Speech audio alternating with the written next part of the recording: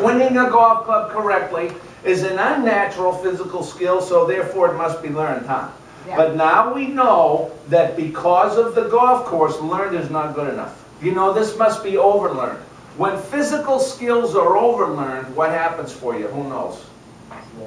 When a physical skill becomes overlearned, here's what will happen. It will hold up in stress without thinking. You with me? And for today, every time I share with you, in stress or under stress, where is that? Where do we play this game? Who knows? Where do we play golf? In our heads. No. Where do we play golf? On the golf course. On a golf course. Come on, the questions will be easy today. Let's not start out thinking this stuff. The stress of a golf course. First tee, 20 people watching on a lake. That's Come on over here, folks. We got seats for you over here. How many of us would like to improve? What will we have to practice, review, and rehearse for the rest of our lives that maybe we haven't done yet? Natural, instinctive swing movements or the unnatural? Which is it? If we are not rehearsing these unnatural movements, we're not learning how to do this. What would you bet millions of golfers in America practice and therefore learn and memorize? The millions of golfers practice the unnatural or what's instinctive? Which one? Millions of golfers practice natural, instinctive swing movements and continue to develop them into habit patterns. Did everybody get that one? So therefore, millions of golfers swing golf clubs with natural, instinctive swing habits, and I have a name for them. You read it in the newspaper. It might be why you're here. I call them arm swingers. Now, don't all think this. Guess what an arm swinger does? Swings their arms. If we are an arm swinger, this golf club first will arrive at the top of the backswing a little quick, won't it? Come on in, ladies. I got seats for you right over here. Sorry. Thank you. That's okay. If we are an arm swinger, this golf club is going to go to the top of the backswing a little quick, huh? And from the top of the... Guess what's coming now? Here it comes. The arms are first and violent, and the legs trail. And that right there is backwards forever.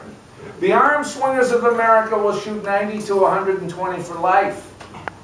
Do we have any arm swingers here today? You're in good company, you know, because 50 million people are doing it.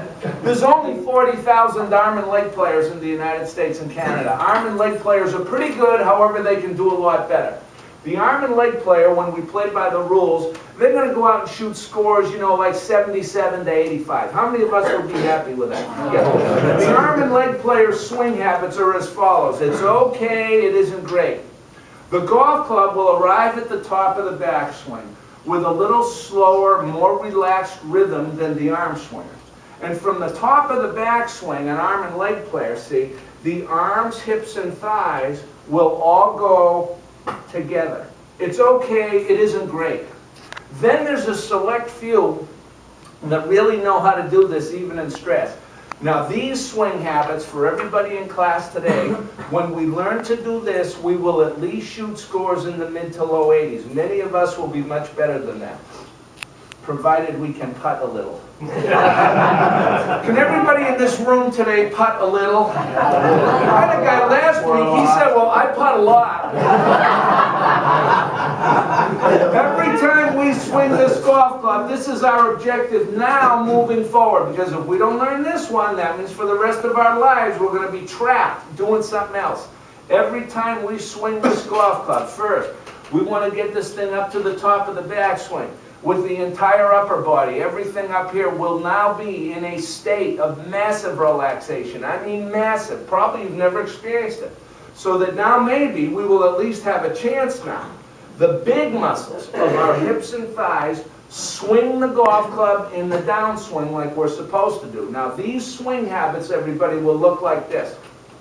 I'm going to do this first one time very slowly so that you will see the movement that you will be learning. And what we're going to do right now and moving forward, we're going to do things different, starting right now. So we're going to view this from the hips to the feet. You with me? Instead of the way you watch golf all the time up here, right? We're going to get the golf, just like Jack Nicklaus wrote in his book, you know, golf is played down here, not up here. We're going to get the golf club to the top of the backswing. Upper body relaxed and passive. And right now you're going to stay focused on this from the hips to the feet. And it will look about like so. We're going to do this nice and slowly so that you will see the movement. Now, we just told you and showed you is that if we want to play well, do we? Yeah. Then we're going to have to learn to do that. We must become what I call, you call it whatever you want, but I just call it a leg player. Is that okay?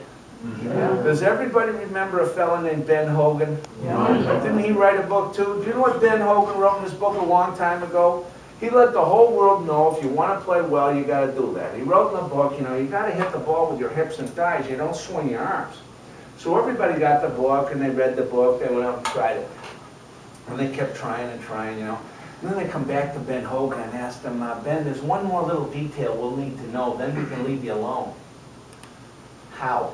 Are we supposed to do this with our hips and thighs? And his response to that was, hey, look, I don't know that part. Just do it.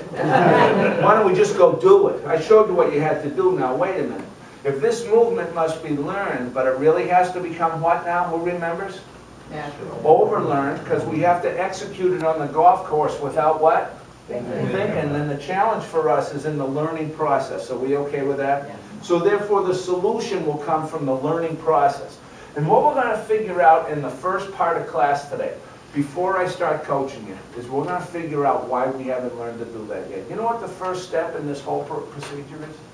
What we have to do first is stop trying to learn to do it the way we've been trying to learn to do it. Is that okay? Hogan wrote a great book, terrific stuff in his book.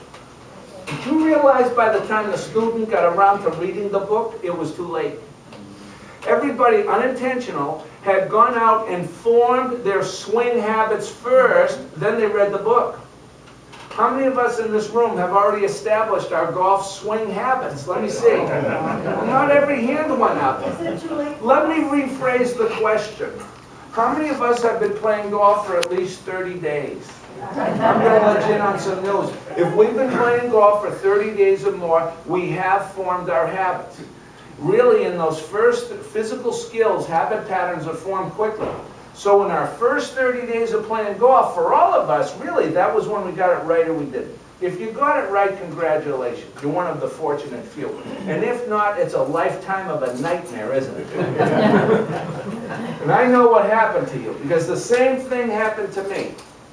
In those first 30 days when we were forming our golf swing habits for life, one day we were smitten with a tragedy. One day, with a bad swing, we hit a good one.